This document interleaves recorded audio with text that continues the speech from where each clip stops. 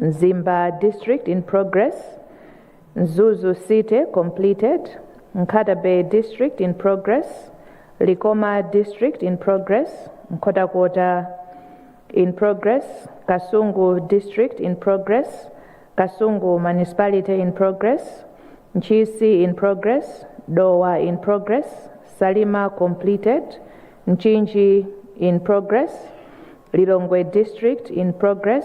Lilongwe City completed. Dedza in progress. Nchewu in progress. Mangochi District completed. Mangochi Town completed. Balaka completed. Machinga completed. Zomba District in progress. Zomba City in progress. Shiladzulu completed. Palombe completed. Mulanje in progress. Blantyre District in progress. Blantyre City in progress. Neno completed. Mwanza in progress. Cholo in progress. Luchenza completed. Chikwawa in progress. And Nsanje in progress. As the results continue to be compiled and verified, the Commission is calling upon all contestants, their supporters, and indeed the general public to remain patient and calm. The period of results processing is often highly sensitive, and the conduct of candidates plays a crucial role in maintaining peace and confidence in the process. Candidates are therefore being urged to respect the procedures, avoid making premature claims of victory, and to wait for the official announcement of results from the Commission. This collective discipline will help ensure that the outcome of the election is accepted by all and that the country remains united as it awaits the final declaration of results. Allow us to talk about parallel voting tabulation and tallying. Ladies and gentlemen, whilst various stakeholders are free to conduct their own parallel tallying, the Commission continues to urge for discipline and meticulousness in their work. Elections are serious business, and stakeholders should refrain from throwing into the public domain crude and rudimentary calculations. The public is also urged to consider everything shared as unofficial until the final results are released and declared by the Commission. As a reminder, the mandate to declare a winner in an election rests with the Commission. It will be the results of the Commission that will determine who is declared a winner in all the 3 elections. Allow us to unpack the process for determining a winner in the presidential election. For the parliamentary and local government election, the winners are determined using the first past the post system. That is, whoever gets the greatest number of votes wins the election. However, for the presidential election, it is a different process. The law provides that the winner should get more than 50% of the valid votes that have been cast. On this, we need to be cautious on how the 50% is being calculated. Some tend to use the total number of registered voters, and others focus on the total votes cast. However, we wish to emphasize that it is the total valid cast figure that is used, not total votes cast, but total valid votes. In other words, for one to win the presidential election, the number 1 candidate should amass more votes than the sum of the rest of the 16 candidates. In terms of the period for declaration of winners, in accordance with Section 99 of the Presidential, Parliamentary and Local Government Elections Act, the Commission shall announce the results of the presidential election within 8 days, for the parliamentary election within 14 days, and for the local government election within 21 days from the closure of polling that is yesterday, 16 September. These timelines have been designed to ensure that the Commission has adequate time to verify, audit, and authenticate all results before they are made official. We are therefore strongly urging the public to exercise patience and to wait for the Commission to release the official and credible results once all procedural processes have been completed and comply in full compliance of the law. The Commission will not hurry the results management process just because some political party leaders and candidates are piling pressure for the release of the results. Each and every vote counts and will be subject to due process to ensure its validity and credibility. Talking about security during the results processing period, we wish to emphasize that security during this crucial period of results counting and transmission remains very tight and well coordinated. The Commission is working closely with the Malawi Police Service and the Malawi Defense Force and other security agencies to ensure that all tallying centers across the country are safe, secure, and operating without interruption. We are aware that emotions can run high as the nation eagerly awaits the outcome of the election. However, allow us to make this very clear. Any individual or group that attempts to perpetrate violence, intimidate officials, or disrupt the smooth counting and transmission of results will be dealt with firmly and swiftly in accordance with the law. Security officers have been deployed in sufficient numbers, and both the police and the defense force are on high alert to respond to any threats. We are urging all political parties, candidates, and their supporters to exercise restraint, patience, and to respect the due processes. The security measures in place are not only to protect the integrity of the vote, but also to safeguard the rights of every Malawian. Together, let us ensure that peace prevails as we await the final outcome. Yesterday, we had the issue of Iyembe ward in Karonga. We now wish to give an update on this matter. The Commission received a complaint from Mr. Adrian Masimbi, a duly nominated independent candidate for election as councillor in Iyembe ward, Karonga Songwe constituency. The complaint was to the effect that his name had been omitted from the ballot paper for the ward. The Commission was further informed by the constituency returning officer and has indeed confirmed that Ms. Margaret Mwakalinga, a candidate for Muvi wa Chirungamo Revolutionary Party, was also omitted, despite having been duly nominated. Upon inquiry, the Commission has established the following.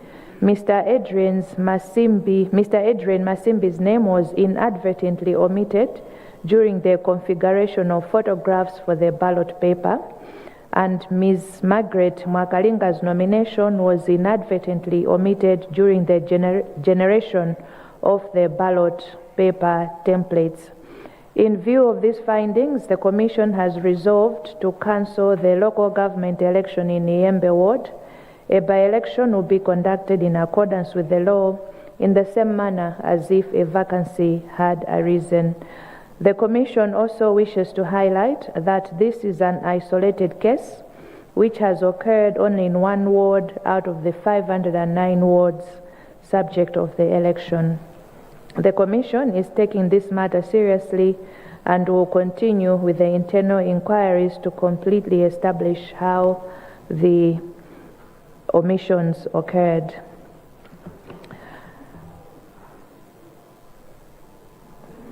Ladies and gentlemen, allow us now to make an appeal for peace and calm. During this waiting period, we are appealing for peace and calm across the country. Elections are a competition, but at the heart of this process is the unity and stability of our nation. Let us remember that Malawi is bigger than individual ambitions, and as such, we must guard our peace jealously as we await the official results of the Commission and afterwards. We wish to remind all political parties, candidates and their supporters that they should not overstep the Commission's authority and make incorrect claims or false claims of being in the knowledge of the results before they are officially announced. As we work on the results determination, the Commission would like to make the following specific appeals. Political leaders should refrain from stirring public pressure against the Commission to release the results without considering the due process. Political leaders should refrain from making political statements that can stir unfavorable orientation of the public towards the Commission and its processes. Leaders should not utter statements that will make people live in fear and discomfort. It is the expectation of the Commission that all political leaders will avoid making statements that may be understood as implying victory prior to the official announcement of the results. The Commission has provided adequate result sheets at every polling stream so that every party and candidate representative should get a copy. These are self-carbonated copies. If representatives encounter a presiding officer or a returning officer who is refusing to give them a copy of the results, they should immediately report to the constituency returning officer or the council district or district returning officer or to the Malawi Electoral Commission immediately. Without infringing on media freedoms and freedom of expression, the Commission wishes to advise media houses to refrain from providing platforms to utterances that can disturb public order and create insolence. As we close, we also wish to mention that we have received a few complaints this far that the Commission is deliberating on and will provide an update next time we're having another briefing. For now, we thank you for listening and we continue to urge for peace and calm as we await the results management process. God bless you and God bless Malawi. Now allow me to give this statement in Chichewa. Amainda bambo moni onse mawa uno Commission yabwera kuti idza fotokozere kuti kodi ulendo wathu tikuyenda bwanji. Dzulo taponya voti ndipo pano tili mkati mwa ndime yowerenga zotsatira zathu, ndipo timafuna tifotokozere kuti zimenezi zikuyenda bwanji, komanso timafuna kuti tifotokozere mwachimvekere kuti kodi owina amapezeka bwanji pa chisankho chathu cha president komanso cha phungu wa nyumba ya malamulo komanso cha kansala, komanso kuti tifotokozere kuti kodi tikudikira zotani kwa iwo amene anapikisana nawo kumbali yosunga bata ndi mtendere. Choyamba timati tifotokozere kuti zotsatira zathu kuchokera kuma polling station dziko lonse lapansi zikutengedwa, ndipo mafomu aja ndi zonse zikutengedwa pamanja kapena physically titero kuchoka kuma polling center station kupita ku constituency tally centers. Komanso zotsatira zathu zimene zikuyenda pa makina ziyambika pa constituency tally center. Mene imati 11 koloko mmawa kunyamula kwatundu kuma polling station kupita ku constituency tally centers mayenda motere. Kuchitipa ntchito imene yamalizika kutanthauza kuti katundu wafika ku constituency tally center. Kukaronga district ntchito idakali mkati, kukaronga town ntchito idakalinso mkati, Kurumpi ntchito idakali mkati, kunzimba ntchito idakali mkati, kunzuzu tamaliza, Nkhatabe idakali mkati, Likoma idakali mkati, Nkhotakota idakali mkati, Kasungu idakali mkati, Kasungu district ameneyo, koma Kasungu municipality idakalinso mkati, Nchisi idakali mkati, Dowa idakali mkati, Salima tamalizitsa, Lilongwe district idakali nkati, Lilongwe city tamaliza, Dedza idakali nkati, Nchewu idakali nkati, Mangochi district tamaliza, Mangochi town tamaliza, Balaka tamaliza, Machinga tamaliza, Zomba idakali nkati, Zomba district, komanso Zomba city idakali nkati, Shiladzulu tamaliza, Palombe tamaliza, Mulanje idakali nkati, Blantyre idakali nkati, Blantyre district, Blantyre city idakali nkati, Kuneno tamaliza, Kumwanza idakali nkati, Kucholo idakali nkati, Luchenza tamaliza, Chikwawa ndi Nsanje idakali nkati. Pamene zotsatira zathu zikuunikidwa komanso kuti zitsimikiziridwe, bungwe la meki likuyitanira onse amene anapikisana nawo pa chisankho chimenechi komanso watsatira komanso amalawi tonse kuti chonde tiyeni tidekhe komanso tisunge bata ndi mtendere. Nthawi yoyembekezera zotsatira zathu ndi nthawi yoti imatha kukhala yovuta ndithu, mitima ili mmwamba, ndipo pachifukwa cha chimenechi mmene makandideti athu angachitire zimathandizira kusunga bata ndi mtendere komanso kubweretsa chiyembekezo kuti ndondomeko zonse zikuyenda bwino, chilichonse chili m'malo mwake.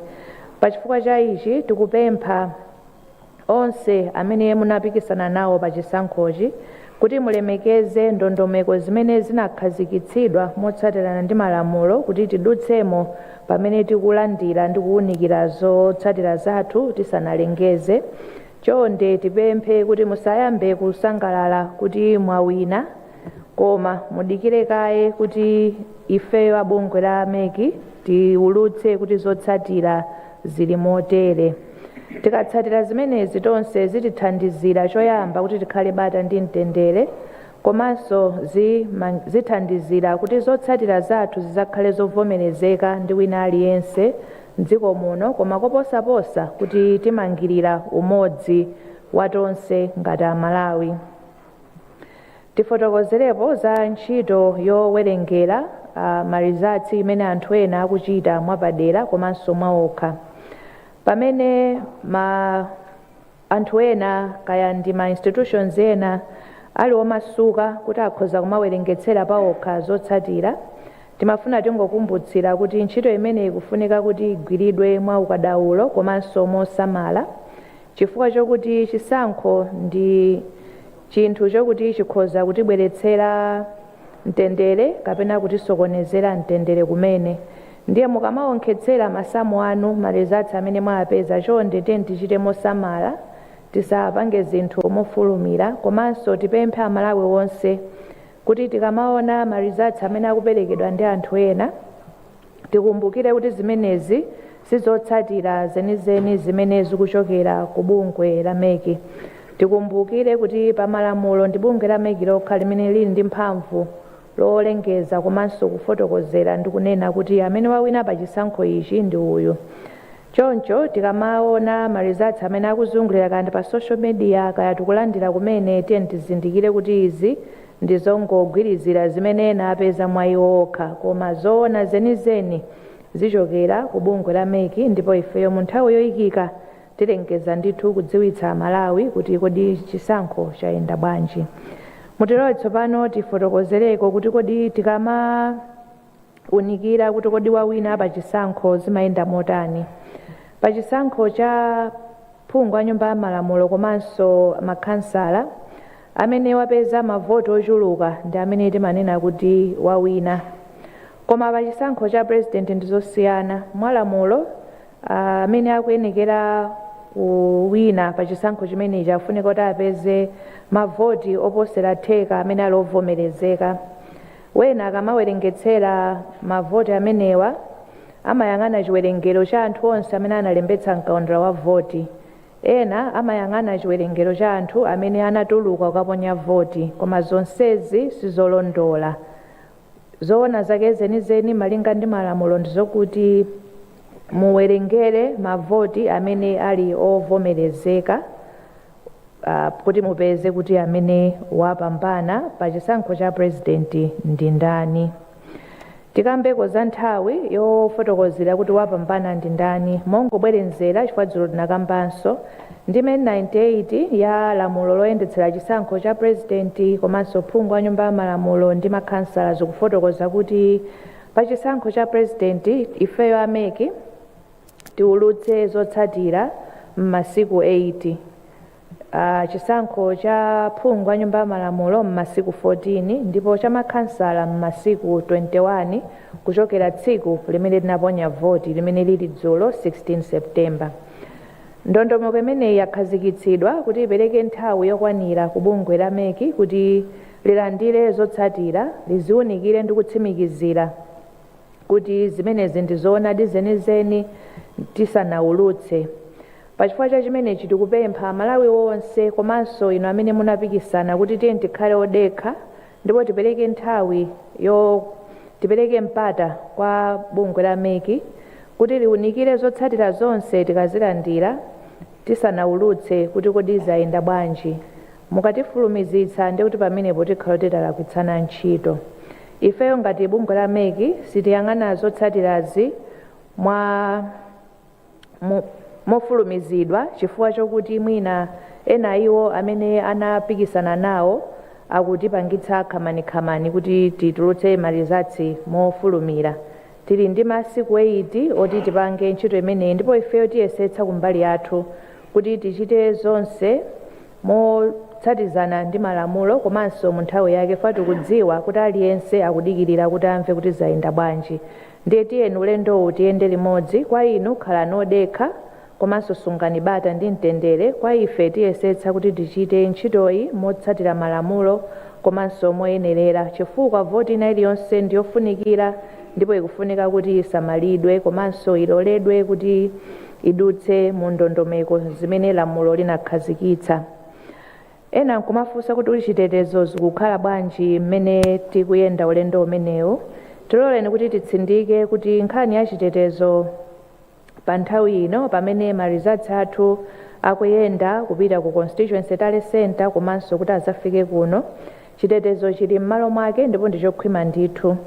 Bungwe la meki likugwira ntchito ndi anzathu aku polisi komanso aku ame komanso ena azitetezo kuonetsetsa kuti ku tallying center kwathu konse dziko lonse la Malawi china chilichonse chili m'malo mwake komanso anthu akugwira ntchito mosaopsezedwa komanso mosaletsedwa. Tikudziwa kuti pa nthawi iyi aliyense mtima uli mmwamba kuyembekezera kuti amve kuti zatha bwanji, koma tifotokoze ichi: sikololedwa kuti wina aliyense ayambitse ziwawa kapena azopseza anthu ogwira ntchito kumeki kapena kuti asokoneze ntchito yathu imene tikugwira. Tiloleni kuti ifeyo tigwire ntchito momasuka ndipo aliyense amene atayesere kuchita izi akumana ndi lamulo ndipo anzathu achitetezo ali odikirira kuti aonetsetse kuti zonse pamenepo zikuyenda bwino. Tili ndi asilikali okwanira amene ayikidwa m'malo mwathu monse kuyang'anira katundu komanso ndondomeko zathu zonse kuti ziyende bwino ndipo iwowa ali tcheru kuyang'anira kuti zinthu zikuyenda bwanji. Tipemphenso pamenepa onse amene anapikisana nawo owatsatira komanso Amalawi tonse tiyeni tidzigwire tidekhe komanso tisunge bata ndi mtendere. Tikumbukire kuti chikatha chisankho ichi tikhalabe Amalawi ndipo dziko lathu likhala lomweli. Tilibe Malawi wina aliyense amene tinakasungisa pena kuti tikawononga uyuyu tikatenga winayo. We have one Malawi, tiyeni timusunge tinsamalire. Dzulo tinafotokoza nkhani ya ku Iyembe ward ku Karonga Songwe constituency. Tiloleni tsopano kuti tifotokozere tsatane wa nkhani imeneyi. Bungwe la meki linalandira dandaulo kuchokera kwa bambo Adrian Masimbi. Iwowa anachitidwa nominate ngati independent candidate pa chisankho cha kansala ku Iyembe ward, koma dzina lawo linapezeka kuti silinaoneke pa ballot paper pa chisankho cha dzulo. Tinadziwitsidwanso ndi a constituency returning officer ndipo tatsimikizira kuti Mayi Margaret Mwakalinga iwowa ndi candidate wa movie wa Chilungamo Revolutionary Party, nawonso dzina lawo linapezeka kuti pa ballot paper palibe. Commission inafufuza monga tinafotokozerera dzulo, ndipo pofufuza pathu tapeza izi. Bambo Adrian Masimbi dzina lawo linapezeka kuti pa nthawi imene timakhonza zithunzi zoyika pa ballot paper iwowa anasiyidwa, dzina lawo sinatuluke ndi chithunzi chawo pa ballot paper. Komanso Margaret Mwakalinga nawonso anapezeka kuti imene chikombole cha ballot paper chimakhonzedwa iwowa dzina lawonso linapezeka kuti silinapezekepo. Pachifukwa cha chimenechi komishoni inalingalira kuti ipange bwanji, ndipo yapanga chiganizo choyimitsa kapena kuletsa chisankho cha kansala ku Iyembe Ward, ndipo mu nthawi yoyikika imene tidzalengeze kumeneku kuchitika by election kuti tilongosole zimenezi. Tifotokozere kuti nkhaniyi ndi yokha imene yachitika pa chisankhochi. Tili ndi mawodi 509 koma kumene kwachitika zimenezi ndi kumodzi, kusonyeza kuti kwina konse zinayenda bwino. Ndipo komishoni nkhani yayitengera ndithu kuti ndi ya serious, ndipo tikufufuzabe kuti tionetsetse bwinobwino kuti kodi zimenezi zinatheka bwanji. Tilole tsopano kuti tipemphe mtundu wonse wa Malawi kuti pamene tikudikira zotsatira, chonde tiyeni tisunge bata ndi mtendere tonse amene osati azipani okha, osati makandidate okha, koma Malawi wina aliyense. Chisankho ndi mpikisano, koma tikayamaliza zonse tikumbukire kuti chofunikira kwambiri ndi umodzi komanso bata ndi mtendere mu dziko mwathu muno. Tikumbukire makamaka kwa ife amene timapikisana nawo, tikumbukire kuti Malawi ndi wamkulu kuposa ife ndi zokhumba zathu. Choncho tiyeni tonse titengepo gawo ndi mbali kusunga bata ndi mtendere pamene tikudikirira zotsatira zathu, pamene zidzaulutsidwe komanso kupita kuchitsogolo. Tikumbutsire makamaka inu anzathu azipani makandidate ndokutsatirani kuti chonde tiyeni tilemekeze ntchito ya Malawi Electoral Commission pamene tikugwira ntchito yoyang'anira zotsatira zathu, komanso tiyeni tisapezeke kuti ifeyo tikufotokoza kuti tapambana pamene sitinatero. Tiyeni tidikire kuti marizatsi athu afike bwino. Koposaposa tikuyembekezera izi kwa anzathu azipani. Choyamba tikupempha kuti inuyo musakhale patsogolo kuyambitsa ziwawa, kapena musakhalenso patsogolo kuyamba kumafuna kuti mutipanikize ife ngati ameki kuti titulutse zotsatira pamene tisanakhonzeke kutero. Komanso tikupempheni koposaposa kuti musayambitse ziwawa mu dziko muno ndi mmene mukuyankhulira. Tonse tikudziwa kuti mawu ali ndi mphamvu. Mmene mmayankhulira kapena mmene mungayankhulire zitisungira bata kapena zitibweretsera ziwawa. Chonde lankhulani ngati anthu okuti tonse ndife Amalawi, musapangitse anthu kuti akhale ndi mantha kapena akhale ndi chikayiko kuti kodi zinthu ziziyenda bwanji. Ifeyo chiyembekezo chathu kwa inu nonse ndikuti muyankhula moyenerera komanso momangirira, komanso simufotokozera kuti mwawina pamene ife sitinafotokozere motero. Tikumbutsirenso kuti ife abungo la meki takhonza ma result sheet okwanira. Paja ndondomeko yathu ndiyo kuti monita wina aliyense alandire kope akamalizira ntchito, presiding officer kaya returning officer akamalizira ntchito yawo yowerengera kapena yoonkhetsera. Ngati monita wakanizidwa kuti sanapatsidwe kope, ndi ufulu wanu kupempha, kukumbutsira kuti akupatseni, koma tipemphe kuti tichite choncho mwaulemu. Ngati sanakupatseni kope, chonde chitani ripoti mwansanga kwa constituency returning officer kapena kwa district returning officer kapena ku commission kumene, chifukwa chokuti ndi ufulu wanu ngati mamonita kuti mulandire kope ya ma results pa polling station, pa constituency tale center komanso ku district tale center.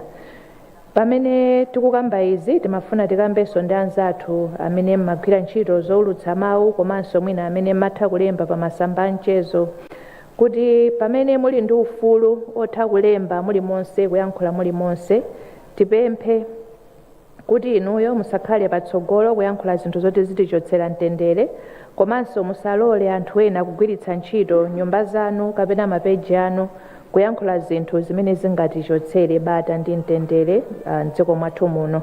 Chomaliza tifotokoze kuti talandira madandaulo angapo ndipo tikuwaunikira tikamaza fotokozanso mmene tikuyendera tizafotokoza kuti madandaulo nalandira ndi otani ndipo talongosola motani. Zikomo kwambiri ifa chakumvetsera kwanu, Ambuye akudalitseni.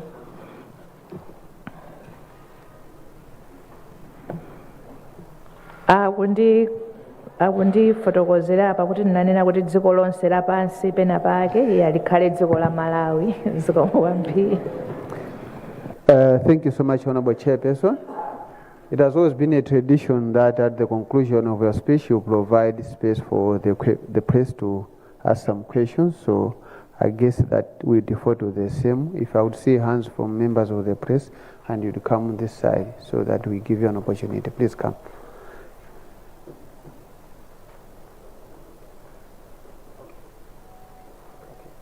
Just that.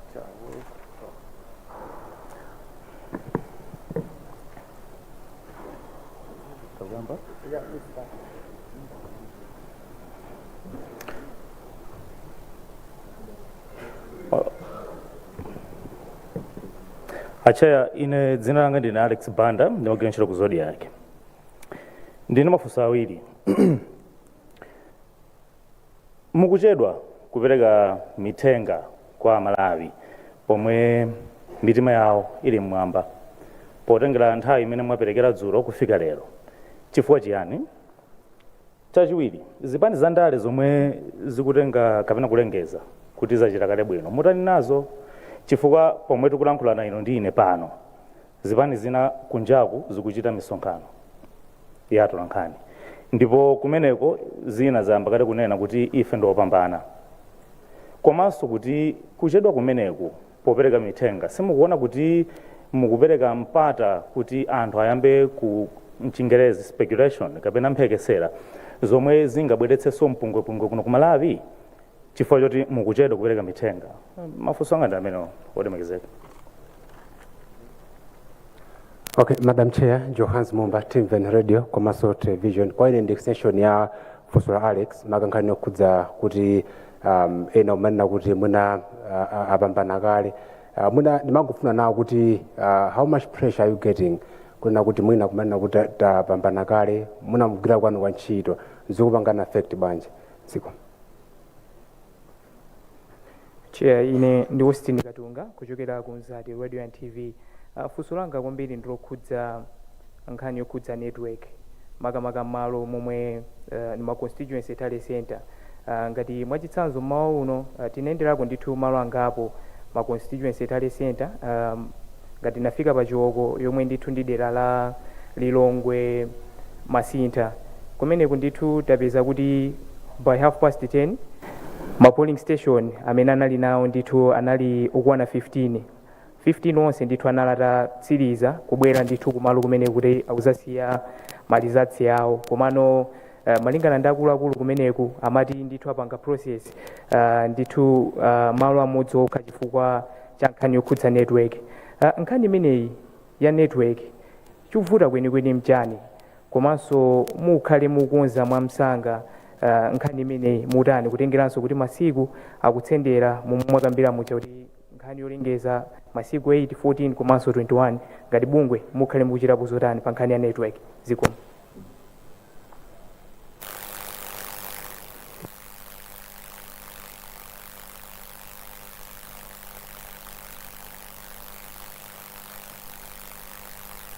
Zikomo Chair.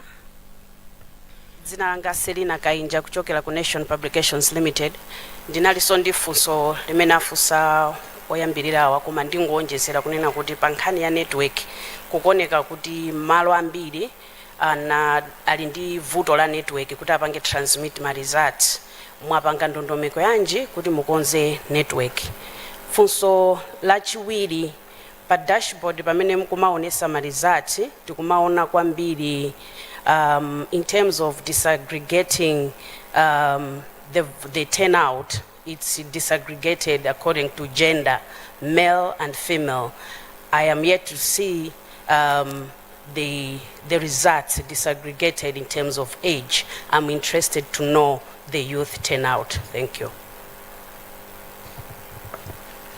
Thank you, Chair. My name is Wanda Nsisia from Times. If my arithmetic is sharp, I think the number of centers that you've said are closed are giving us about 1/3. Aren't we at 30% yet? Because it's been tradition that at 30% you come and give us an update. I think the next one is at 70 and at 100. Are we at 30 yet? And also the null and void votes. I think previously the commission would look at the null and voids and null and void and determine whether the intention, they would look at the intention rather than just classify everything. And I'm asking this because you're saying that 50% plus 1 would be based on the valid votes. So probably some of the null and voids could tend to be valid. And I think in terms of transmission, just to add on what my colleagues have already said, apart from transmitting electronically, there is also supposed to be manual. Is manual helping this far in places where we are having challenges with the network, since there is also a court ruling regarding the same? Thank you very much, Chair.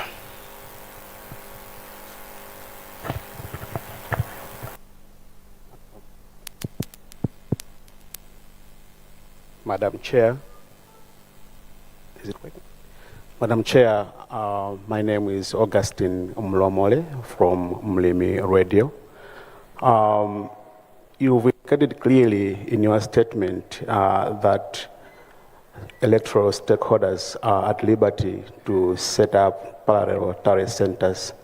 We just wanted to know which parallel tally centers are recognizable by the MEC, because in the event that something crops up and people start coming up with their own results, we don't want to hear excuses that MEC does not recognize any parallel tally center, and yet you've confirmed here that electoral stakeholders are at liberty to set up parallel tally centers. What's the use of setting up such parallel tally centers? Secondly, Chair, I just wanted to know at what point the political party representatives consulted before the transmission of results are done officially at the main tally center, if at all these political party representatives are consulted, or does the MEC only rely on the MEC commissioners for such vetting process?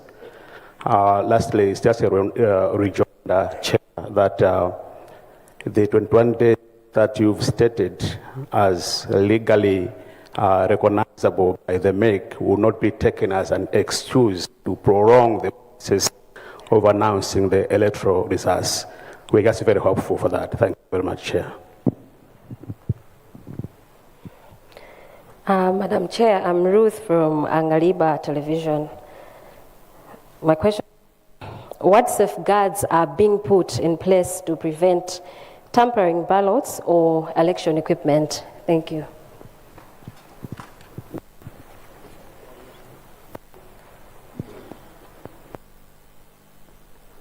Thank you so much. Honorable Chairperson, I would request that you give responses to the questions that have been posed. Thank you. Thank you, Sangwani. Nditokoze nyumba yonse chifukwa cha mafunso amene abwera. Ena magamba zofanana ndemundilola kuti ndiyaphatikize poyankha kwathu.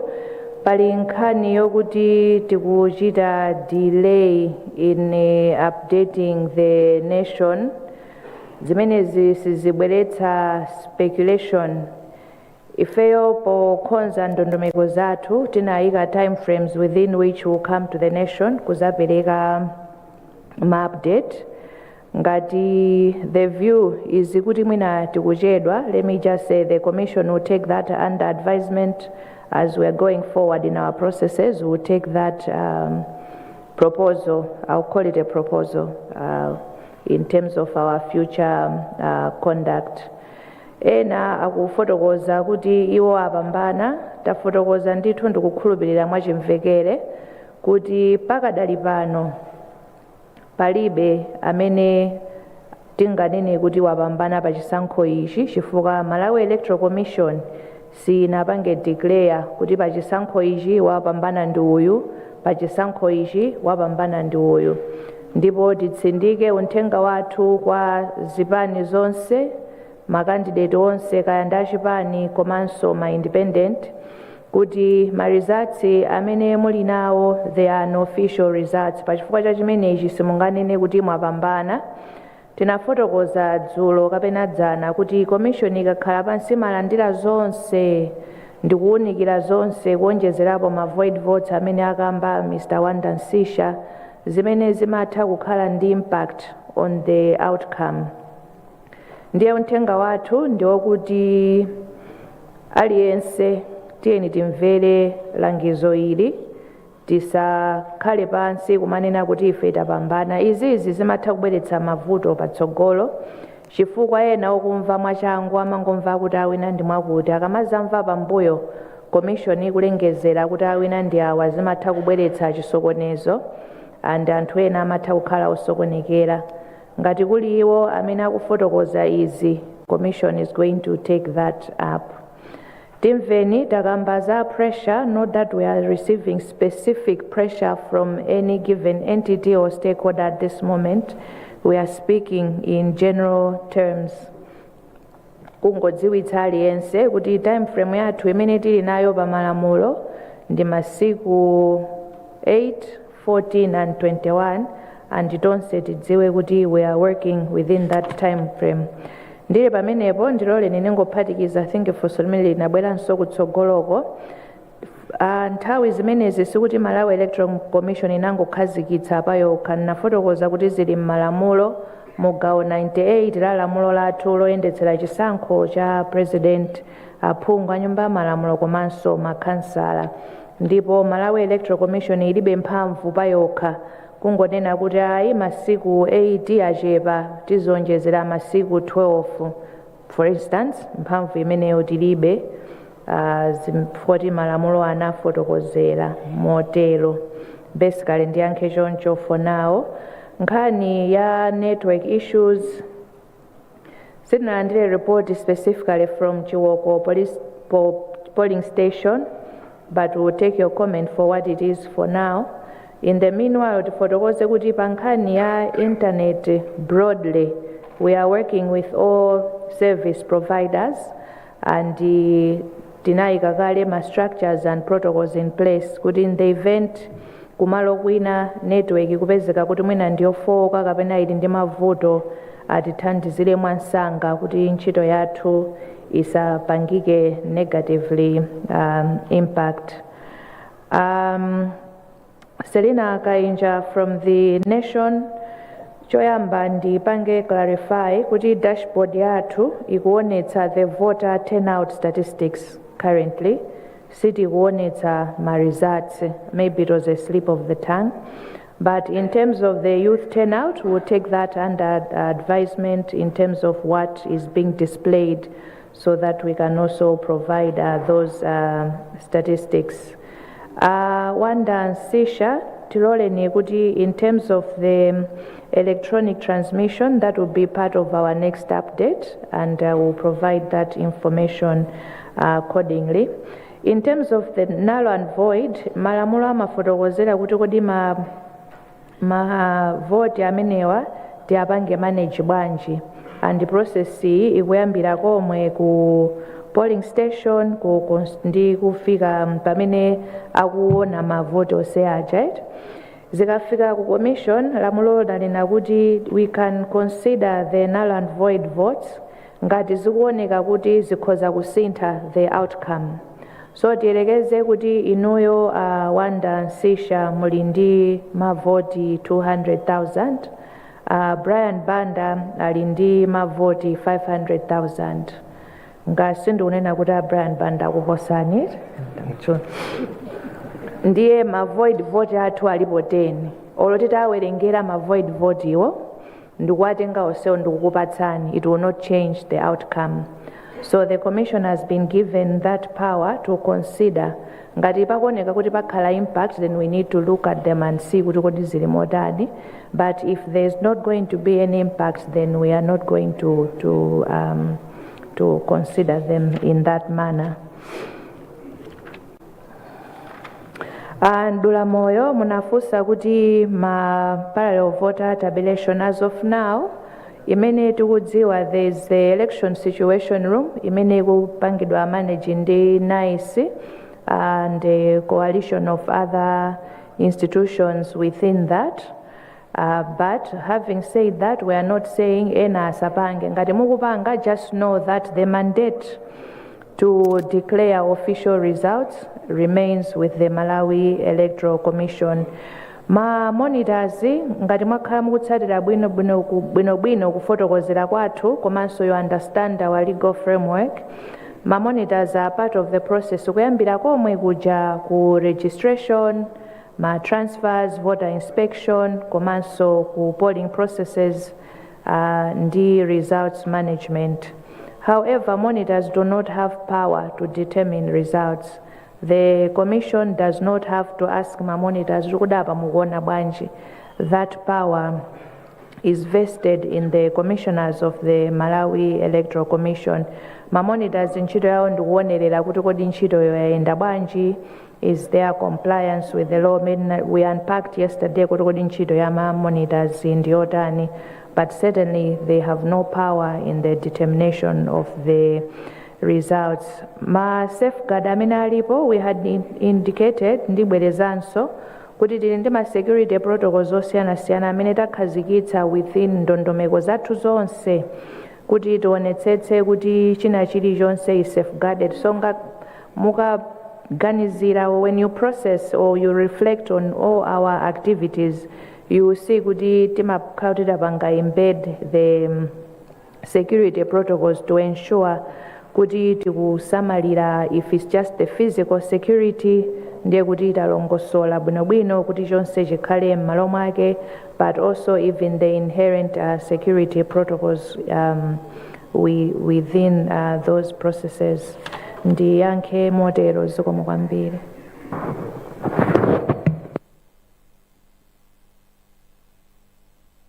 Thank you so much, Honorable Chairperson, for the press briefing. Immediately after this, I would request through your office chair that all the media personnel should be here. We are going to take you through a rapid lecture on the results management. We are establishing there is a gap. Thank you, Chair. I would request that the protocols. What is it? Okay, you come. Pepani mwangofuna ronjezereko mafunso angapo. Ine ndi Leah Maligano kuchokera ku Times. Ndimafuna ndingopanga amplify funso lina limene anafunsa anzanga Wanda Msisha. Mwatifotokozerako za madera amene amalizika kuwerengera zotsatira. Timafuna tidziwe kuti pofika pano mwalandira zotsatira zochokera madera ochuluka bwanji pa madera amene amalizitsa kuwerengera. Komanso panakambidwa nkhani ina ya network imene mwanena kuti mwina simunalandire dandaulo lina lililonse ngati bungwe la MEC, koma kuchokera kwa ma reporters mwina athu osiyanasiyana komanso ine ndemwe nayenda masenta ndithu angapo tapeza kuti angokhala zotsatira zija kuchokera ma polling center ena sanayambe ndithu kuziphatikiza kuzonkhetsa bwinobwino chifukwa cha network. Ndiye pamene papa timafuna mutifotokozere bwinobwino kuti kodi tikamakamba za manual counting nditiiti komanso ikuyeneka ichitike motani kuchokera ma constituency tally center amenewa, komanso za kugwiritsa ntchito machine popanga count mavoti amenewa zikuyenda bwanji kuchokera ma constituency tally center kufika kuno. Timafuna mwina mutsindikepo so bwinobwino potengera malo ena amene anthu angokhala sakuphatikizira ma results kuchokera ma polling center chifukwa cha network. Timafuna tidziwenso nkhani ina kuchokera ku bungwe la MEC lokhuzana ndi malipiro anthu amene akugwira ntchito.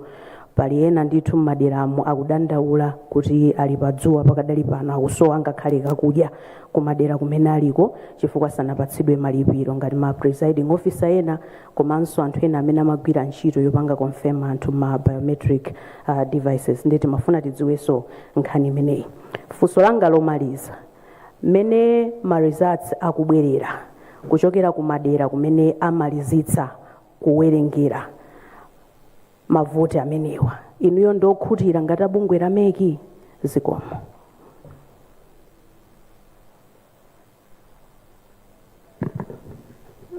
Honorable Chair, I will revert to you for the response and concluding remarks. Yep, thank you. Zikomo kwambiri Madam Leah Malekano kuchokera ku Times.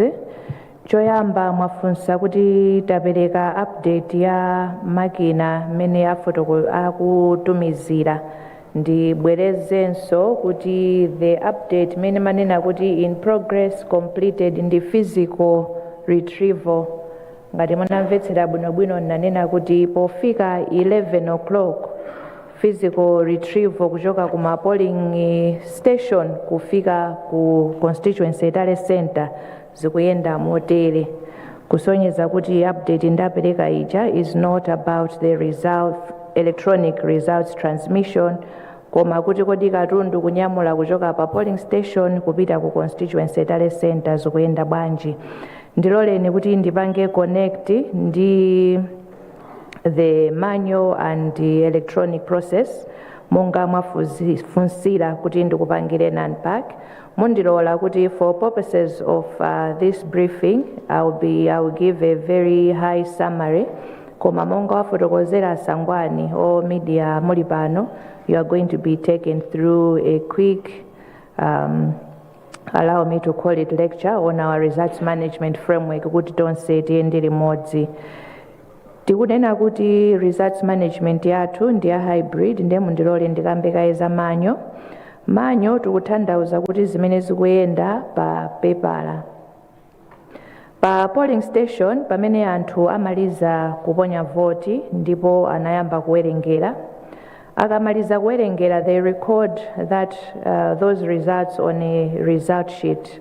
For the presidential it's styled form 18A, for presidential it's form 18B, and for the parliamentary rather it's form 18B, and the local government is form 18C. Akasayinirana ndi mamonita result sheet imene ija ndimene makhomedwa pa khoma.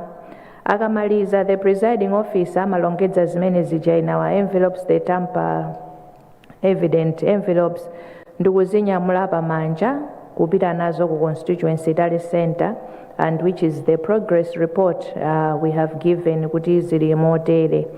Zikafika kumeneko, that is where the electronic processes start. Ndekuti result sheet imene nanyamulidwa pa pepala ija pamanja ija is going to be scanned and entered into the system. Kumeneko ndekuti kuyamba kwa the electronic transmission kuchokera ku constituency tale center kubwera kuno.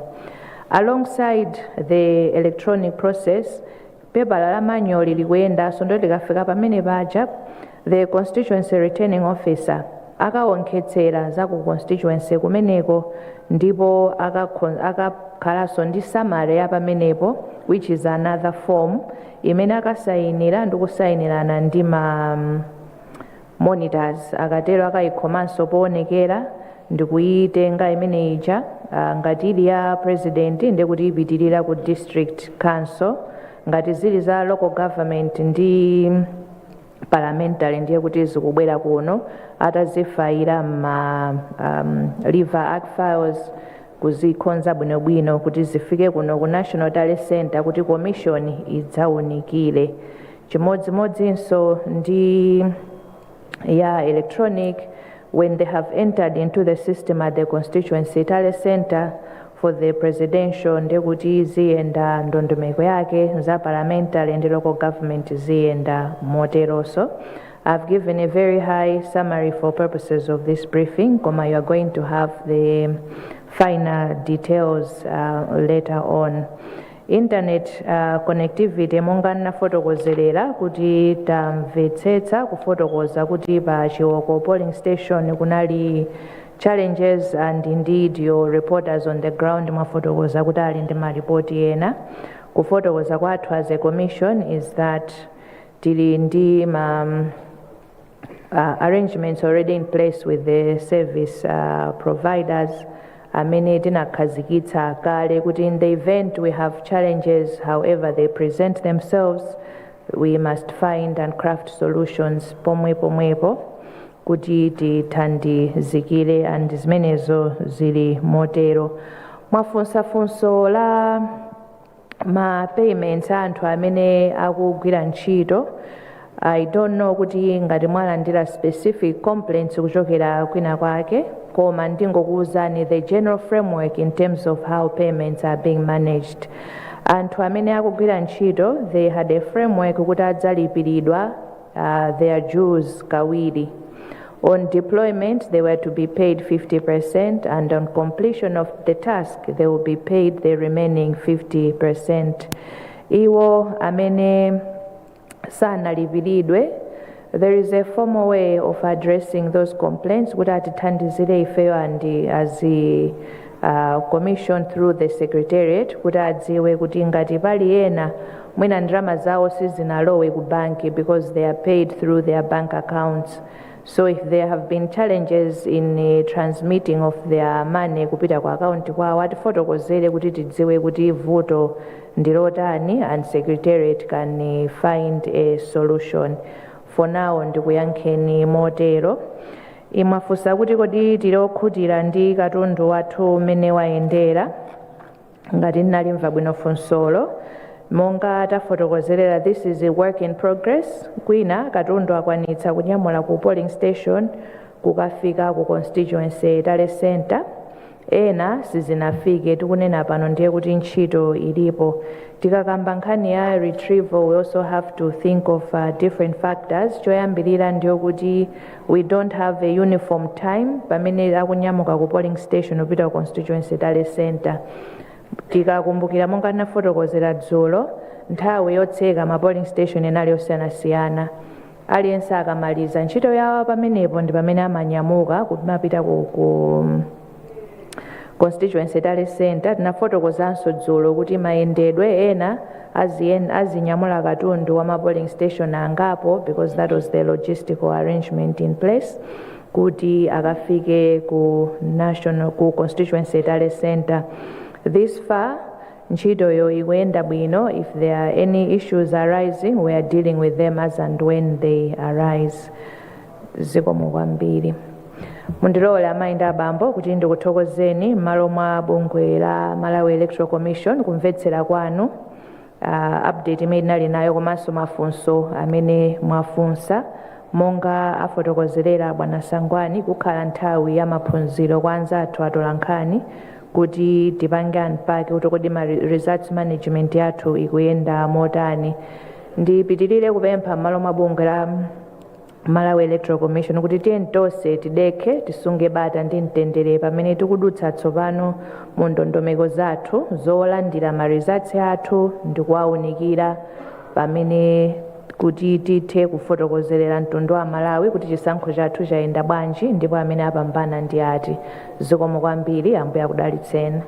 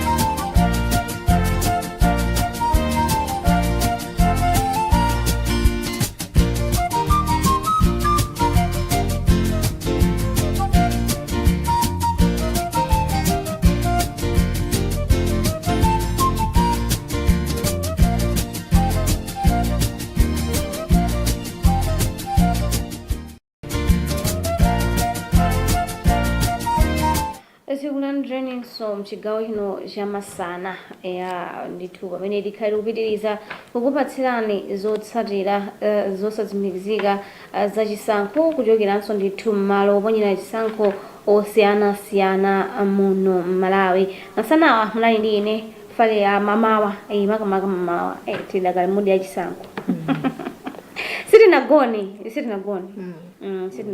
we've been awake ndi mawa munali ndi ine masana uno ndabwera pano ndi mzanga ndithu Thandi we Mzumara mwagona bwino ati naisera kugona kodi kuti achitika ngati komanso ndikateta gona ndikhangatira kuphwanya pangano limene tinagwizana ndi Amalawi fwa ndi Amalawi dzulo siku tinagwizana kuti palibe ugona ulogona kuti mafunsana ulogona kuti ambira pati so ndisanene kuti ndinagona ayi mwaswera bwino ayi koma ndaswera bwino mwaswera bwanji tasweranso zikuyenda bwanji kummawa kumwacheza bwanji ndi Amalawi ayi kumacheza athu anali bwino kwa basi tacheza bwino tafotokozana ziwiri zingapo ndachezanso ndi mzanga na ndolo kuchokera kubalaga amene mandifotokozeranso zina mwazo tsatira zosatsimikizika kuchokera ndithu kumeneko kubalaga kumeneyo anali ndithu tinasiyana kuti ayi akapita ndithu kumeneko ndithu ku Tare Center kubalaga akapezanso kuti kumeneko zachitika motani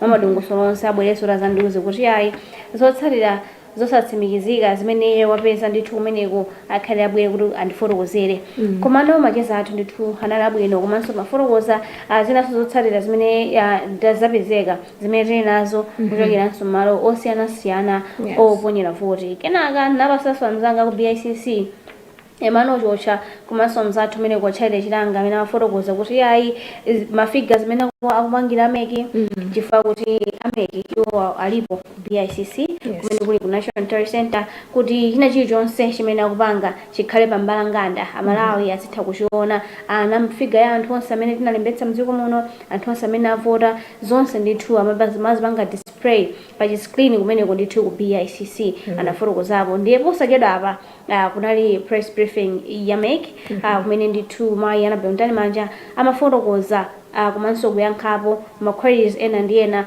amene anapezeka mkati mwa ndime iwe ndi ine timamvetsera bwinobwino mwina zimene anafotokoza mayi Anabel Manja zimeneso ungathe kungapangira summarize Amalawi kuti amvetsetse mwina ena nauti asuntha mwina ena amona zokuti ayi sangakhale kuti adzimvesera mwina amapangaso zina ndi zina kuona ndi nthawi ya nkhomaliro zoonadi apa Amalawi ngakhale kuti kugona situ kumagona komabe food is importantest chakudya danthu tuyenera kuti tizidya wanena zoona kunena kuti wapa mpando wa bungwe la MEC amafotokozera atolankhani komanso tikhoza noti mtundu wonse wa Amalawi akambako nkhani zosiyanasiyana ndithu mwina just for starters anakamba nkhani yonena kuti ma result kuchokera ma polling centers osiyanasiyana so far ma centers angapo they have been going kuma more like constituency Tare Center chifukwa mukudziwa zoti pa constituency ene yonse pali ndithu ma polling centers angapo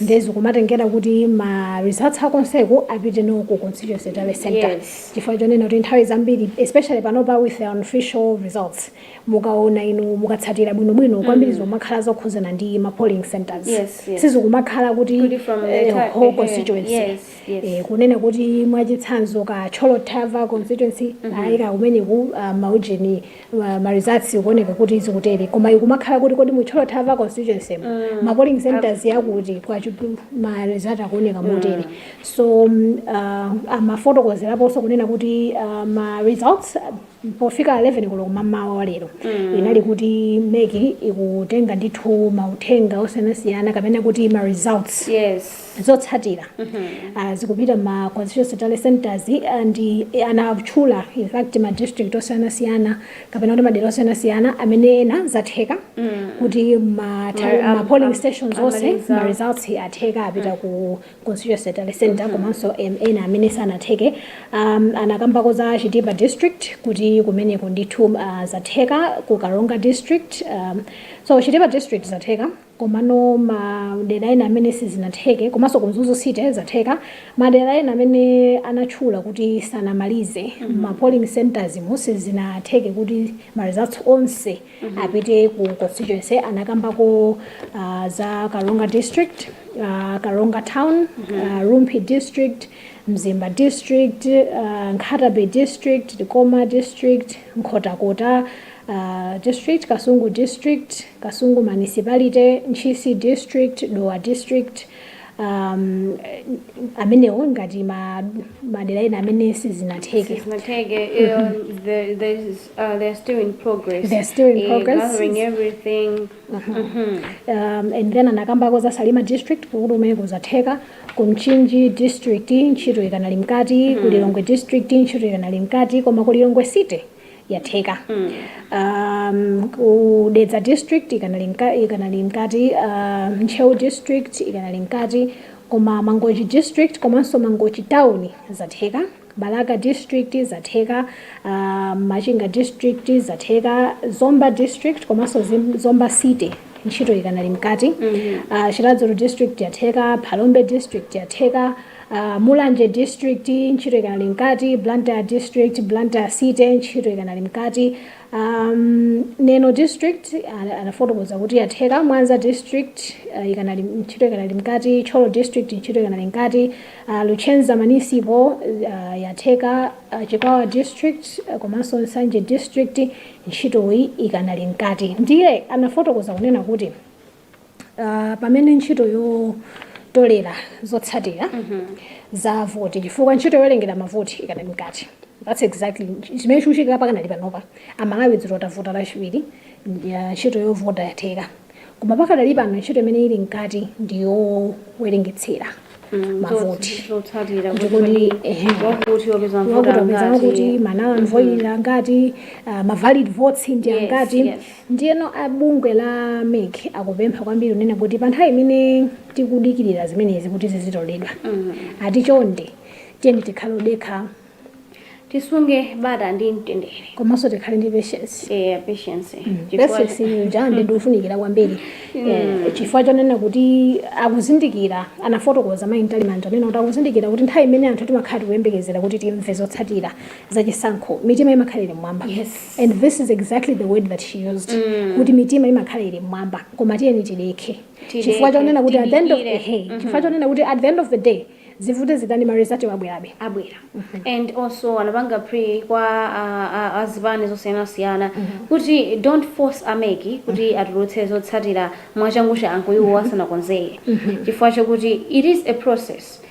Kuti apeze kuti zonsezo ndithu zabwera pamodzi, aona kenaka ndikulengeza zotsatira, anena zokuti musawapangise phuma, musawapatse pressure kuti atulutse zotsatira, chifukwa zinthu zimayenda ndithu mu ndondomeko yake. Ndiye iwo akona zokuti ayi zonse zakonzeka ndithu zatha ndi zimenezi, awerengesera bwinobwino, checks and balances zachitika, iwo abwere ndithu poyera ndifotokoza mtundu wa Malawi kuti akhanga tisankho imene tapanga zija zayenda motere komanso moteremu. Komanso ali kudakali pomwepo anapemphanso ndithu azibani zosiyanasiyana kuti pamene kuwerengera kudakali mkati, zipani zipewe kuyankhula zinthu zimene zangakambesenizo kuti mwina kukhale kusamvana kapena kuti kubweretsa ndithu mpungwepungwe muno Malawi. Mikwiyo mkati. Yes.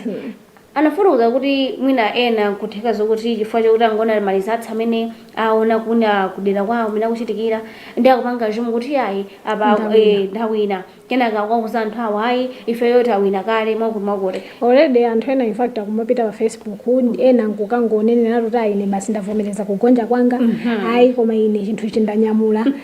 Bungwe la MEC likupempha kuti tichepetse zimenezi, chifukwa chonena kuti ndi bungwe lokhala MEC, ngakhale kuti latipatsa lapereka mwayeti kunena kuti nyumba za ufalitsa mauthenga zikhoza kumapereka ma unofficial results kapena kuti zotsatira zosasimikizika, komabe ndi udindo wa bungwe la MEC.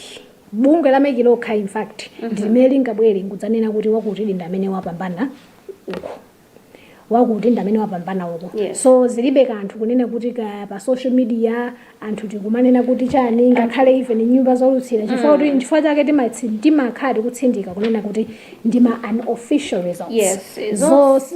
Zosimikizika. zotsatira zosatsimikizika ndi bungwe la meki lokha limene likhoza kutsimikiza chifukwa choti mmene ife tingawerengesere zinthu or mmene tingamvesesere ndi mosiyana ndi mmene iwo amapangira iwo ali ndi ukadaulo wamawerengesere mavoti ndi chifukwa chake iwe akhoza kukupasa ballot paper iyi kuti tawoiona kuti mmene ilili mukuona kuti is this a valid vote or not but iwonena kuti it's a valid vote pamene iwo there are things that they look at mmene amayimadza apangiso kuti anene kuti no this is null and void akuti ayi munthu wachonga kachilonge katuluka mbokosi mwake ena kumachonga pawiri imeneyo ndi kuti yachoka iwo utaona ungalire bwinobwino anafotokozanso ndithu mayi anabela mtalimanja kuti ayi zimenezo zoti zipanga tizisangalala kuti ayi akuti awina akuti zisatero chifukwa chokuti ameki ndi amene ali ndi mandate yobwera kuno ku dziko nkuzauza anthu amalawi kuti awina chisankhochi ndi wakuti kuti kama phungu ndakuti kuti makhansala ndakuti kuti ife amenezo kuti mtsogoleri wa dziko mene amawerengetserera zotsatira zake ndi mene amawerengeserera zotsatira za aphungu komanso makhansala kuwerengesera kwake ndizosiyana ndenu kupeza kuti muwerengesera mosiyana ndiwo maformula zimakhala maformula of course alese masamu anga amene anaphunzira amene amvesesa kamene ena amayiza algebra maona ena calculus mukunza calculus tumuzi ena amayiza pai oho inopai momwezi ndunza paitatu eiba it's okay it's fine yes mwana fotokoza one thing chimene ndisangasa kwambiri chifukwa kuti I've seen kunena kuti and seen not just on social media but even in the real life kunena kuti pala anthu ambiri pakumakhala kusamvesesa nkhani yokhuzana 50+1 malingana ndi wapampando wa bungwe la meki anafotokoza kunena kuti ngakhale kuti chisankho cha aphungu kapena khansala zimatengera kuti amene wapeza mavoti ambiri ndani the greatest number of votes ameneyo ndi amene amakhala ndi amene wapambana malingana ndi maofficial results amekiyo pamene ikakhala president zimatengera kuti pama valid votes timvesesane apa ma valid votes meaning ndanena kale kuti akamayiona paper lija amanena kuti pali mavoti ena pachamanena null and void meaning kunena kuti either chisankho chimene munthu amafuna kupanga sichinamveseseke chifukwa choti mwina chichongicho chinatuluka mbokosi olapo ayena akana dzachonga kena kudzathetha ngokachonga pena that is null and void pamavoti amene awerengedwa chifukwa sizingatheke kuti anthu 536 nonse mwavota kupezeka kuti onse 536 ndoti nonse mwavota bwinobwino pamapezeka be wina wake mmodzi pagulu lililonse amapezeka bezo kuti vote yake ndi null and void which meaning kunena kuti panthu 536 wavotawa ngati imodzi ili null and void ndoti 535 iwa ndi amene ali ma valid votes meki litaunikira mapepala aja laona kuti okay anthu amene achonga ndi mwina tinene kuti avota aponya voti molingana ndi malamulo awo fa nkhani yoti munthu uchongete anthu amene tikudziwa nkhani yovota uchonge osati ukalembe pamene pacha uchonge akawerengesera akaona kuti okay 535 these are the valid votes pamavoti 535 iwo mwachisanzo kuti these are the total of the whole country kuti the whole country of Malawi mavoti osanali 536 koma limodzi it's null and void anthu amene avota ndi 536 koma imodzi ndi null and void meaning kunena kuti ma valid votes kamena kuti mavoti amene avomerezeka kuti awadi mavoti kuti chichake chikhale chomwe ndi mavoti oyenerera amene avota moyenerera amene avota amene amenera kuchitira 535 pa 535 ipo pamene pamachokera 50+1 malingana ndi bungwe la meki meaning kunena kuti 530 tulika 535 ngati pa 535 wina wapeza 400 votes wina no akupeza 135 automatically means amene watenga 400 votes ndi amene ili 50+1 so panali kusamvesesana ena amaganiza kunena kuti si paja anthu amene analembetsa kuti afuna kuvota ndi about over 7 million koma anthu amene avota they are less than so anthu ena amaganiza kunena kuti izi kuyenera kutenga pa 7 million ena amati izi kuyenera kutenga koma ena zikuyenera kutenga pa 4 million amene avotawo no you need to understand kuti even pa 4 million ipo there are others. It could be maybe even 1 million that are null and voids. That are null and void votes. So you, according to MEC, mavoti amene awaona kuti munthu awa ndi amene they are valid munthu uyu amaoneka kuti akudziwa kuti chimene akupanga awavota bwinobwino mmene akuyenera kuchitira amenewo ndi amene amawerengetsa pamenepo ndi pamene pamabwera nkhani yonena kuti amene wawina 50+1 ndi ndani eru amvesesa amaiti nedu khobora amvesesa chifayineso ndikufotokozera ndi mmene anafotokozera abungwe la meki pofuna kutsindika kuti kodi kwenikweni 50+1 ikumayenda bwanji fana ambiri I think sitimamvesesa bwinobwinoyi komanso commission inadzakambako nkhani ya kupereka kwa ma results kunena kuti was announcing nkhani ya presidential election imanena kuti it should supposed to be done within 8 days. So Ndibungwe Lamik will announce the presidential results within 8 days. 8 days zikhozokhala ndekuti kuyambira ndekuti sokumeninde kuti nthawi imene atseka mavoti ntchito yovotera within 8 days tikhozongonewa kuti ndekuti within 1 week iki akamaliza ndi tsiku limene atani abwere kuti adzatifurukusere kuti zainda mwachonchi so relax kuti timve bunge la Meki wena litipatse marizati kapena ndo zotsatira zolongosoka zenizeni lisapange phuma osalipanga push aliyese pamalo pake alikeni agwire ntchito yawo ndithu mwaukadaulo wawo chilichonse kuti chiyende bwinobwino akakonzeka ndithu pamene yabwere yakuzatifotokozera chifukwa mwina anthu ena amaona ngati kuti ngati tavota basi tavota kenaka mawa lake timve malizatse sizimatero chifukwa kuti zowerenga zimakhala zochuluka ngati kukamba pano ena sanamaliza adakawerengabe izinthu zidakali mu progress kusonyeza kuti sizingatheke pano ndi pano kuti ayambe kuwulutsa ndithu zovotera komanso amayi anabela mtani manja anafotokozanso ndithu mwa mavuto ena amene amakumana nawo malo oponya vote ena ndithu zinali nkhani yoti mwina machine mwina samayenda bwino mwina ena anasiya kugwira ntchito kumene ena anthu amene anachedwa kuponya mavoti awo komanso anafotokozapo zokuti kunali incident ina kumene ndithu kukalonga kumene anapezeka zokuti makhansala ndofuna uchule ujeni wadi ilembe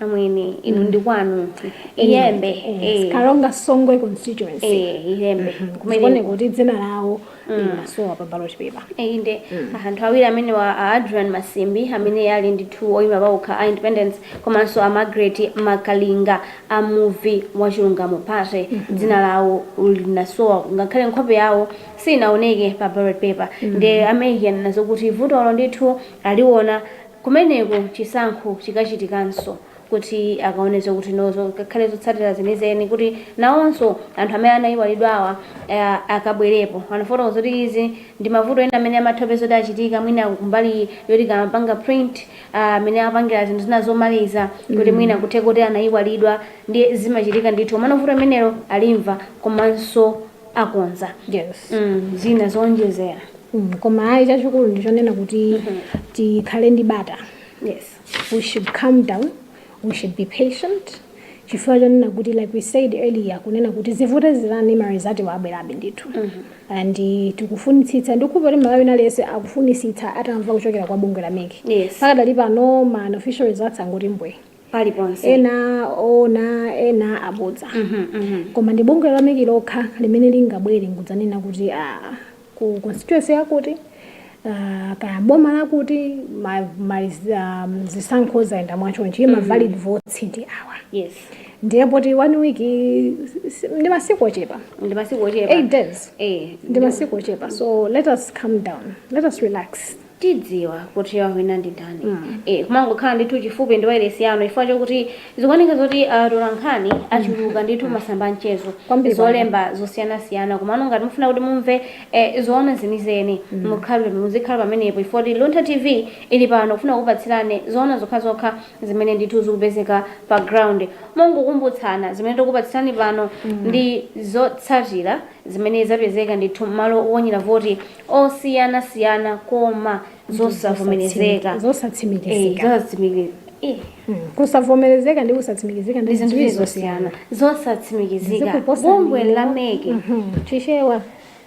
ndine mlomwe Oho, ayi palibe vuto. yes Okay. so ndito wati you understand komanso akambake yonse tinagone mwina khofu ja akutha kufunika energy drink so nkhani yake ndimeneyo izizi zimene tili nazo ndithu zotsatira zosatsimikizika ndi meki fa zotsimikizika ameki ndamene ndithu abwere masiku amene wakatha kukhala ndikutifotokozera ngati mtundu wa Malawi kuti Malawi tunaponya voti pa 16 September yatachita zonse zowerengesera ndipo zonse zatha madanda onse apangidwa address kabwera pano funa tikuze nizotsatira ndezi zimene azanena ameki zimene zakhale kuti nizotsimikizika ife zimene tikupatsani pano nizosatsimikizika chifukwa pena mumva timafotokoza kuti ayi zotsatira izi ndi za pa constituency yakuti mwina ma station 4 mwina station yoyamba yokha zimene tikufotokozera ayi mwina ndi ma station angapo wadi imeneyo mwina mizere ingapo yokha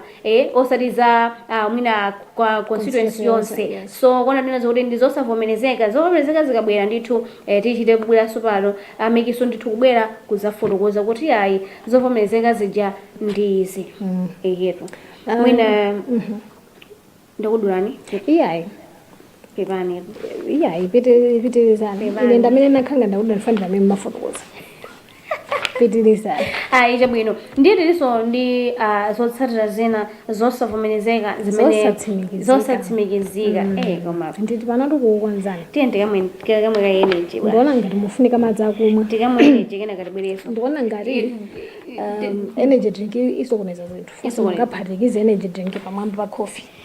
yo izi ndi zotsatira zosatsimikizika zimene tinazo ndithu kuchokera kumene ndiko Machinga South East Constituency Sankhwi Ward awa ndiye members of parliament zosatsimikizika pamenepa patili ndi Fahad Bauleni achipani cha NPP ndipo iwowa kumeneko anapezako mavoti 6 pomwe Bridget Chikomo independent anapezako mavoti 16 ndipo Silas Chimbalanga achipani cha PP kumeneko apeza mavoti okwanira 281 pomwe William Shiwalo achipani cha UDF apeza mavoti 4 ndipo Musa Fahad apeza 3 pomwe Sharif Mponda independent apeza mavoti 124 ndipo Donex Mpuzeni homwenso nda independent apeza mavoti 12 pomwe Sidney Ntatiwa omwe ndi independence nawonso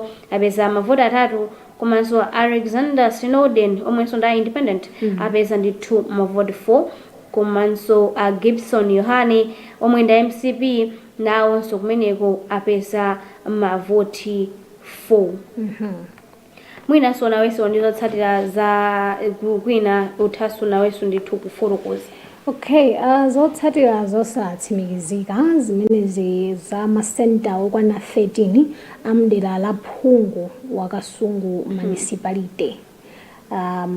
Kapena dera la Kasungu municipality izi ndi zotsatira zosatsimikizika pa nkhani ya atsogoleri a Joyce Banda People's Party apeza mavoti 55 Manyika Banda amene wa independent apeza mavoti 18 Akwame Bandawe AAA apeza mavoti 35 Lazarus Chokera Malawi Congress Party apeza mavoti 5235 Akamuzu Chilambo Petra apeza mavoti 11 Adu James Chirungu independent apeza mavoti 7 Felix Chipojola apeza mavoti 3 Adalitso Kabambe UTM mavoti 525 Tupele Muluzi UDF mavoti 131 Peter Mutharika Democratic Progressive Party apeza mavoti 4645 Phunziro Mvula apeza mavoti 8 Frank Mwenefumbo voti imodzi Akondwanira Nkhumwa mavoti awiri Jordan Sauti mavoti awiri Smart Swila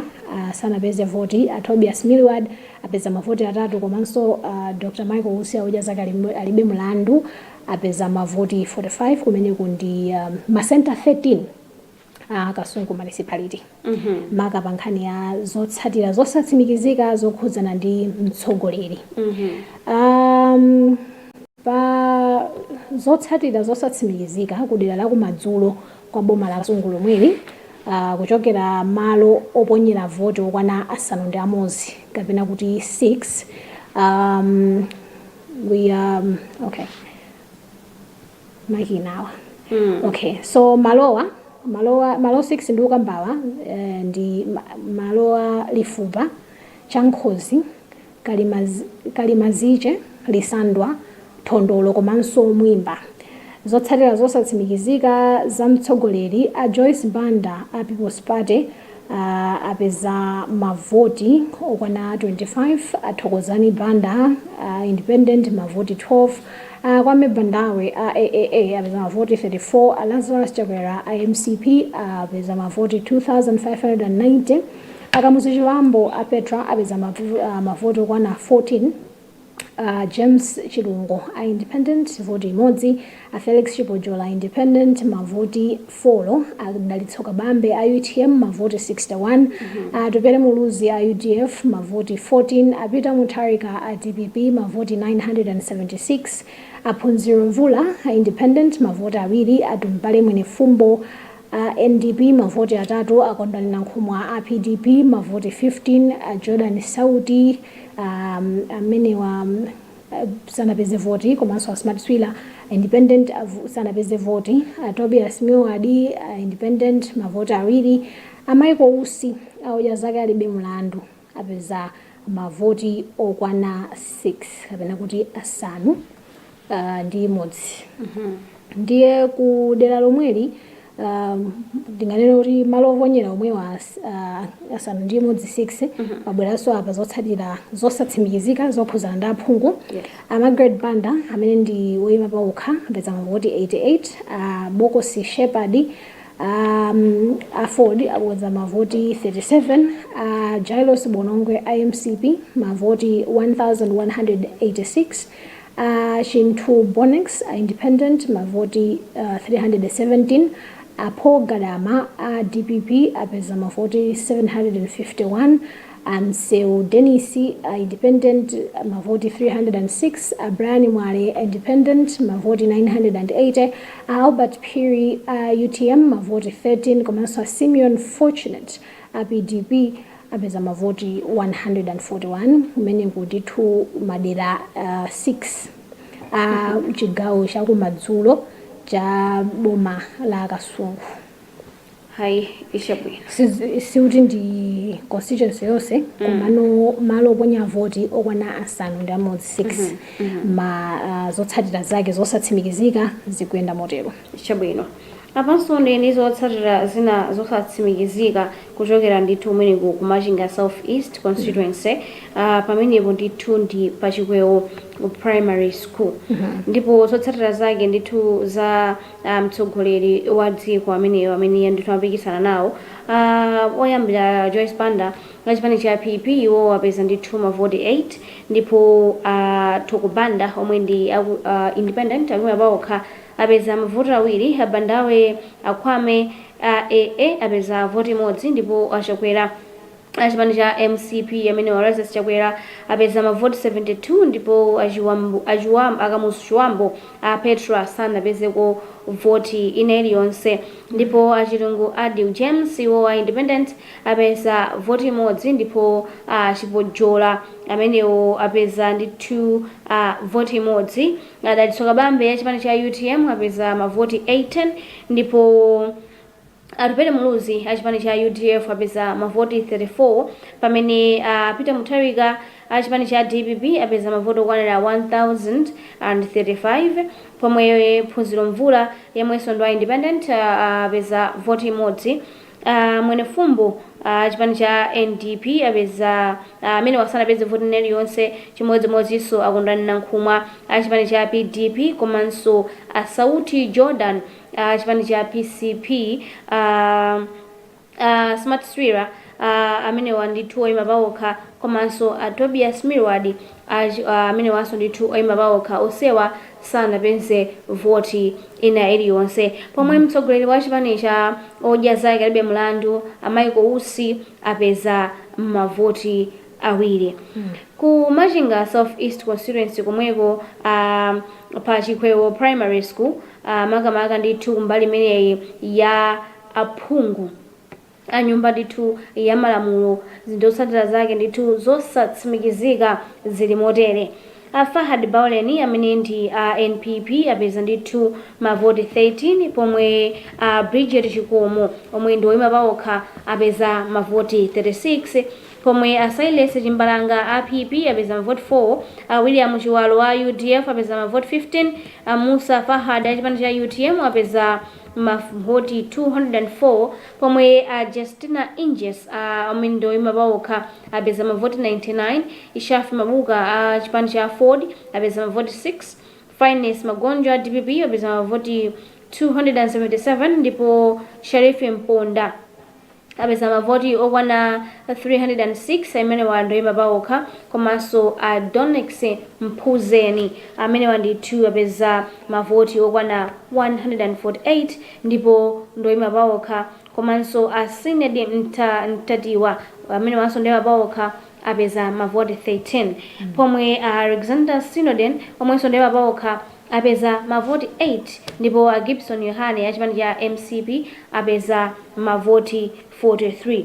So kumachinga kumeneku ndithu zotsatira zake zosatsimikizika zili ndithu moteromo. Okay, kupitiriza ndi kupereka zotsatira zosatsimikizika apa ndi zotsatira zosatsimikizika kuchokera ku Kamuzu Institute for Sports pansi pa Lilongwe City Center constituency.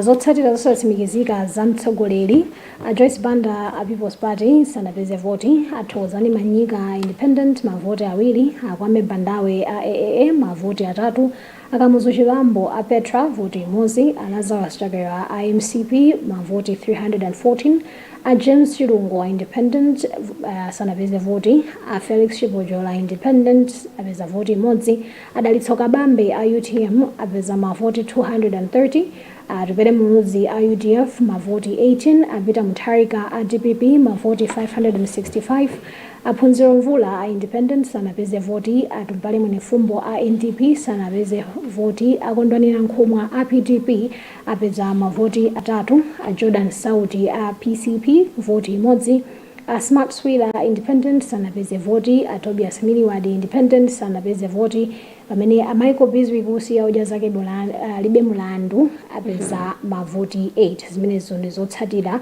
zokhuzira ndi mtsogoleri. Now zotsatira zosatsimikizika za phungu dera lake pa Kamuzu Institute pomwepo pansi pa Lilongwe City Center constituency.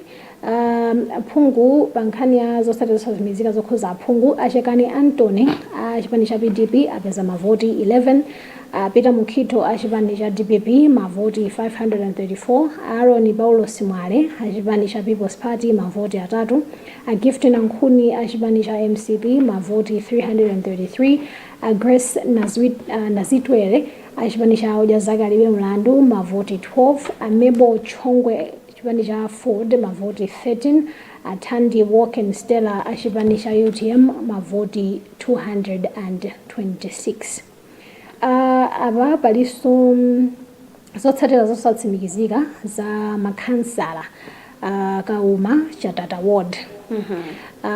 Pali a Sebastian Shimuna chipani cha MCP mavoti 304, a Emmanuel Christopher Independent mavoti 33, a Julius January Independent mavoti 59, a Ostis Lucas a chipani cha DPP mavoti 512, Latume Mhango Independent mavoti 107, a Sarah Mahango aoja zake alibe mlandu mavoti 60, komanso Apo Milias Zageyu Saini amene wa Independent mavoti 46.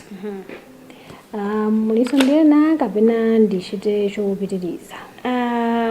Ngati muli nawo akauma omwewo chifukwa ndinawo apa ndi kuchoka ma station 11 omwe ndithu anthu aponyera voti kumeneko ku Kasungu South East. Ndipo zotsatira tsimikizika ndi bungwe la meke. Manangotsala pang'ono Umadwere ndinakuona ni kumene mmapita nayo nkhani munangotsala pang'ono.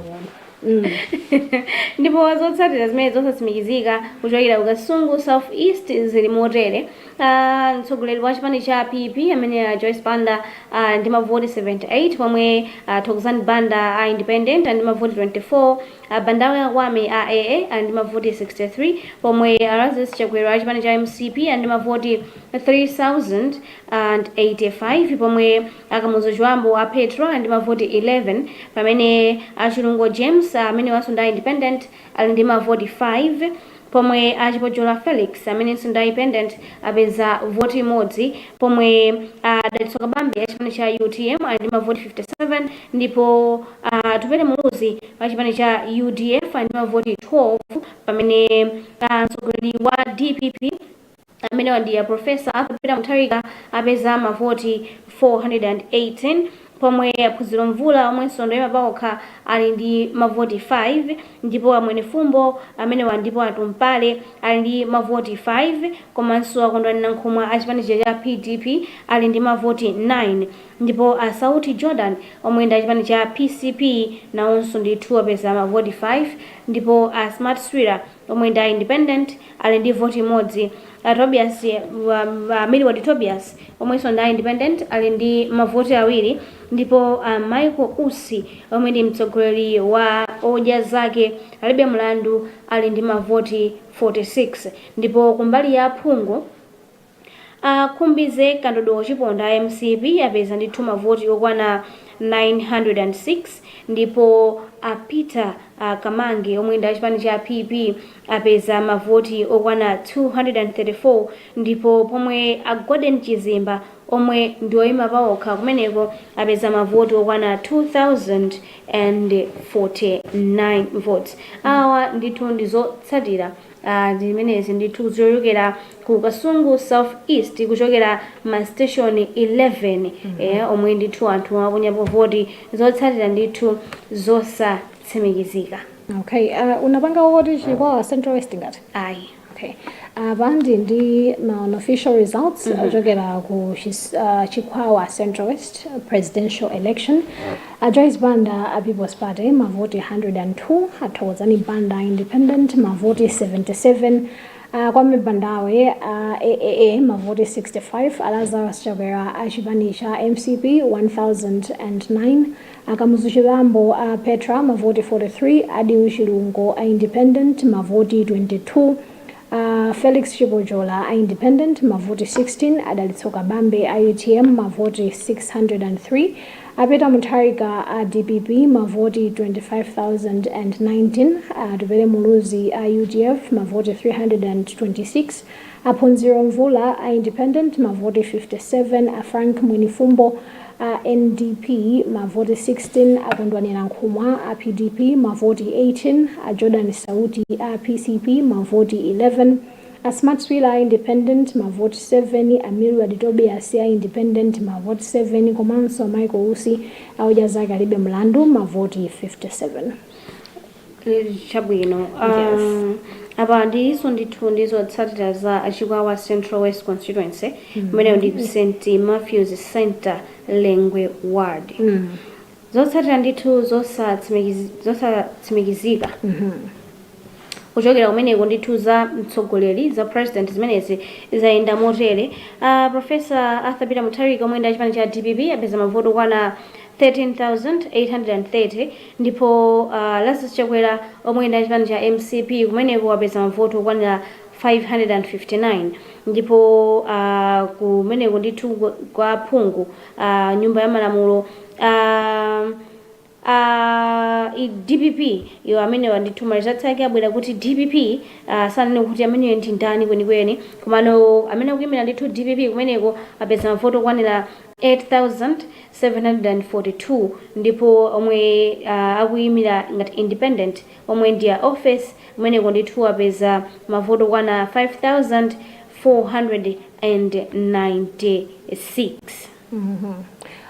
Zotsatira zosatsimikizika za Palivimbo mu Bwaila constituency.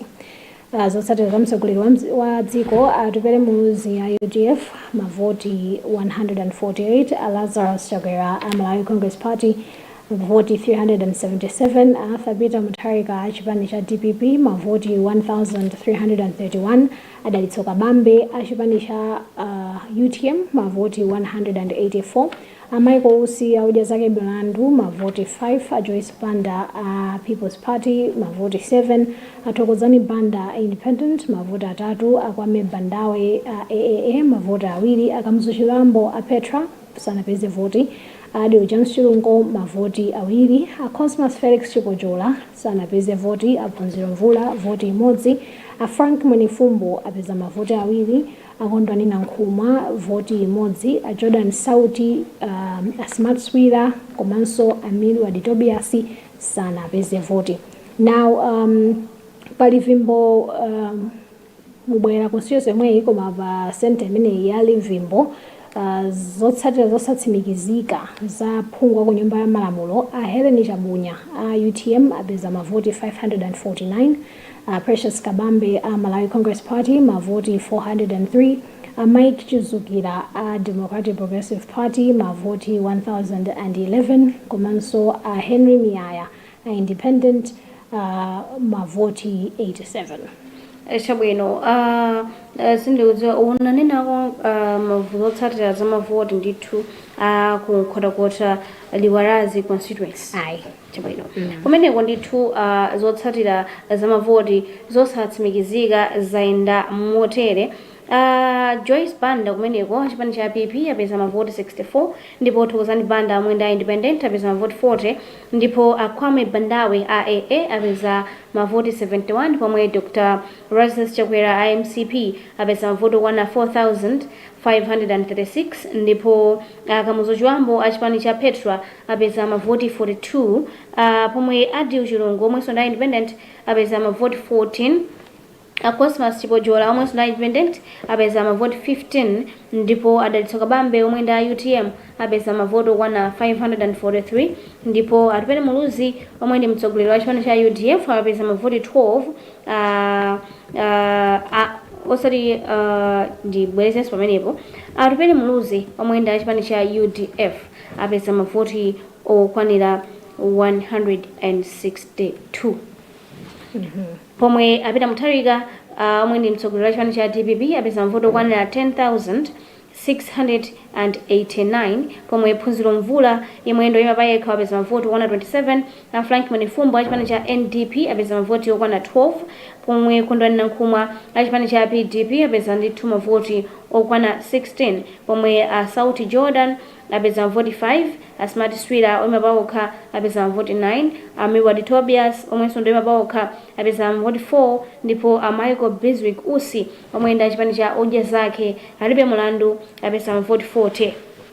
Kumeneko anthu omwe analembetsa analipo 25,714. Ndipo anthu amene anakwanitsa kuponya voti Petra sanapeze voti. Adio James Chilungo Independent sanapeze voti. Felix Chipojola Independent voti 1. Adalitso Kabambe UTM mavoti 26. Atupele Muluzi RUDF voti 1. Apita Mutharika DPP mavoti 189. Phunziro Mvula Independent voti 1. Tumpale Mwenifumbo NDP sanapeze voti. Kondwani Nankhumwa PDP sanapeze voti. Jordan Sauti PCP sanapeze voti. Smart Swila Independent sanapeze voti. Tobias Millward Independent sanapeze voti. Komanso Michael Usi Odya Zake alibe mulandu mavoti 2. Ndiye kudera lomweli zotsatira zosatsimikizika za aphungu zaenda motere. Chilembwe Lavmo Odya Zake alibe mulandu mavoti 10. Chikondi Kampashike Chisale IMCP mavoti 293. Michael Kalukusha Independent mavoti 147. Irene Katola Ford mavoti 66. William Devi Mikani Independent mavoti 9. Zotsatira zosatsimikizika za makansala Chipala Ward. Aubrey Chigwenembe DPP mavoti 146. Madalitso Chikwanda IMCP mavoti 273.